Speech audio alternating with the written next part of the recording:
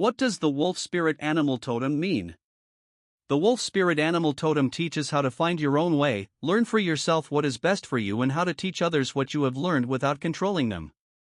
She is the oldest ancestor of all dogs, and she once ruled the forests in harmony with the tribes of man and her.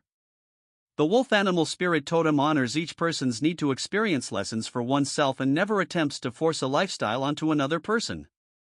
Obedience to rules is best achieved through a willingness to cooperate rather than a fear of punishment. Wolf Animal Spirit Totem teaches us how to become teachers so that our experiences of learning can help others as they seek their own answers. The way of the wolf is the way of listening to the silent self, and following the scent within to find one's unique way through life. The wolf advises us when to strike out on our own and when to stay safe in the protection of a pack. Unlike herd animals, this complex social animal does not follow a pre-established trail. She makes her own path through the maze of trees, zigzagging as she pleases across all landscapes and defying patterns of habit. She may step onto a well-beaten path to track the scent of an object she desires. But she steps off that path just as easily as she'd stepped on, forging out into the unknown with fearless confidence. Wolf medicine teaches us how to live by our own inner guidance and not get stuck in the safety of a well-worn trail. She asks us to remember how we once communicated with our animal relatives and how we once made room for all forms of life regardless of differences. Wolf Animal Spirit Totem reminds us that it is possible to communicate with all the animals of this planet. It is possible to have deeply satisfying, though subtle, relationships with life forms other than humans. The animals are talking. Can you hear them? We need only listen and respond with acceptance for the vast array of differences between us all. Wolf's body language, facial language, and vocal communication are as expressive as our own, and the social order found in her family systems is often more advanced in cooperation than ours. Her tail indicates her mood and level of contentment. Unlike coyotes who howl in a chorus of individual voices, wolves howl in harmony with each other, creating a melodic song to the moon. Her voice uses whines, barks, growls, and howling with cosmic tones that can, in fact, be comprehended. Where her language may not translate into verbal expressions of logic, if we quiet the mind and listen with the other 90% of our being, we can grasp the deeper logic of her calls, and we can even answer back. To learn how to do this, we must be willing to learn. We must be willing to move through the humility of not knowing in order to step into the knowledge we seek. When we maintain a lifelong willingness to learn, we invariably become teachers. Wolf medicine is the medicine of the teacher. A teacher is not a person with lots of information, though they may have that. A teacher is someone who has developed the ability to hold a healthy space around them regardless of outside influences. Space is the key to learning. Wolf holds the space for others to find their own. A teacher has no need to collect followers. A teacher simply proceeds on a personal path of exploration, creating space in their wake that allows others to find their own clarity as all our paths weave and cross. Every being born to Earth is a teacher of some topic, for every being understands a unique perspective of life. If wolf medicine is afoot, it may be time to share your knowledge in a more structured and formal way.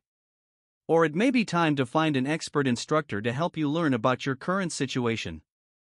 Ultimately, all learning comes from the self, so a teacher can never show you how to do something. They can only show you how they've figured out how to do something. And with their example as a guide, you are then able to create your own way.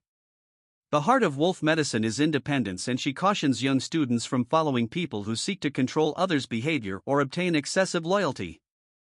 A true teacher will not punish or respond to a student with angry aggression.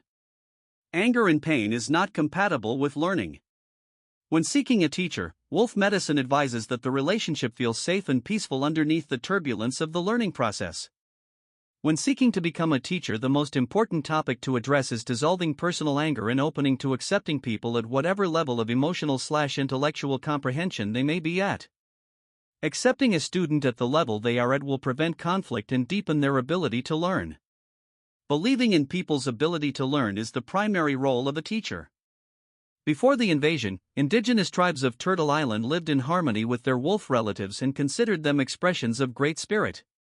Even though the wolf was a terribly frightening creature to encounter, native people understood that it is not possible to obliterate all threats from life. Using an excess of aggression in an attempt to secure safety will paradoxically obliterate the balance of the very life we are trying to protect. It is not possible to obtain safety once and for all. When we spend time dwelling on the fear of a possible threat, we place ourselves at a disadvantage for perceiving our present situation accurately. This hunter totem reminds us to simply look at the terrain under our feet as we move and always move from there rather than from an anticipated illusion. A pack of wolves is a sophisticated nuclear family system involving a monogamous mated pair and their offspring. Positions of power are hard won by fighting and assertions of power. The research conducted on wolf society categorized the leaders of a wolf pack as the alpha wolves and the followers of the pack as the beta wolves.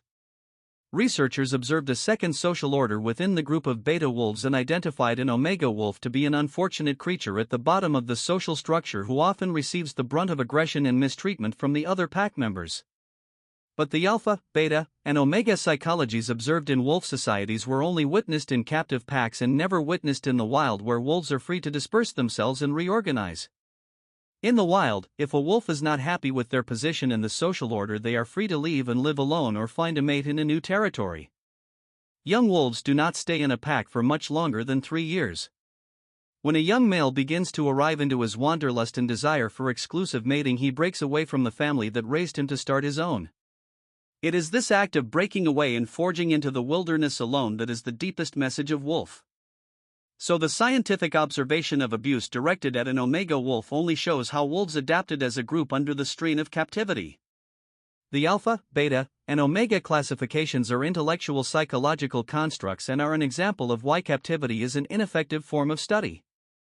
If we wish to learn about a wild animal, it is not possible to remove them from the very wild that makes them the way they are. But long ago, the wolf quite willingly removed himself from the wild to spawn a domesticated species of dog which joined the family of man as a most trusted and loving companion. Though they are relatives, a wild wolf and a domestic dog no longer share an impulse to breed together, and their evolutionary differences have become too great to maintain a single classification. The domestic dog gave up the urge to rebel and yielded to complete cooperation. Even though wolves are trainable, it is dangerous to keep a wolf as a pet unless you happen to have a national park as your backyard. Unlike their ancestral offspring, the wolf's spirit defies domestication, and the bond of loyalty to the human tribe is not secure. Any cooperation that might occur between a wolf and a person is solely a temporary agreement on the part of the highly independent, self-possessing wolf. Even if a bond is formed with a pup wolf, when the growing wolf no longer has any interest in following orders, his aggression can be devastating. When dealing with a person who has wolf medicine in their animal totem, it is very important to establish a sense of freedom in your relationship with them. Wolf medicine people, though they greatly value loyalty, will not honor a situation that limits their sense of independence. The lesson wolf medicine people teach is that there is plenty of room for all perspectives, and there is no need to establish rules that confine the spirit in an effort to secure lasting safety. If a sense of freedom can be maintained, it is quite possible to obtain that lasting intimacy in a much more satisfying agreement of mutual freedom. When two people enjoy each other's company without the obligations to do so, they have arrived at a wolf's monogamy. Wolf also has a powerful connection with the moon, howling long symphonies to the night when the moon is full. People who carry the wolf totem will feel well when they find the time to sit and moongaze, and they will feel even better if they let their voice sing the tones of their feelings outside of verbal logic. Vibrating your personal pitch and rhythm is good wolf medicine. When wolf medicine has visited, the question at hand is about striking out alone or joining forces. Wolf is the master of both and advises never to attempt a challenging endeavor without proper backup. The wolves do not hunt with the same degree of cooperation found in cat tribes. They understand well the value of power in numbers. If the company you are keeping has now started to limit your impulses for self-expression, wolf may be calling you out into the woods for a solitary adventure to rediscover your own voice and your own rhythms. It is our desire to alone and in company.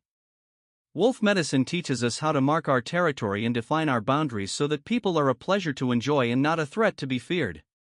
People are only as cooperative as your ability to communicate with them. The unpredictable spirit of the wolf has led to countless myths and tales which have created the iconic archetype we know of as the wolf. He is the heart of danger and unpredictability. His nature is both friendly and vicious, and his unwieldy spirit is a mirror to our own nature. An old Indian tale describes the teachings of Wolf best. An old Navajo and his grandson went walking in the woods. The Navajo spoke to his grandson, teaching him of the plants to eat and the plants to avoid, teaching him how to read the story written in the dusty earth by the paw tracks of animals. When the old man saw that two wolves had traveled across their path, he knelt at the tracks and turned to his grandson to teach him of his spirit. "Grandson, there are two wolves in your heart fighting for your attention. One wolf is snarling with rage, the other is howling in harmony with the moon and all living things. As you grow up, the fight will grow stronger between these two wolves. Which wolf will win?" The boy asked his grandfather. "The one you feed."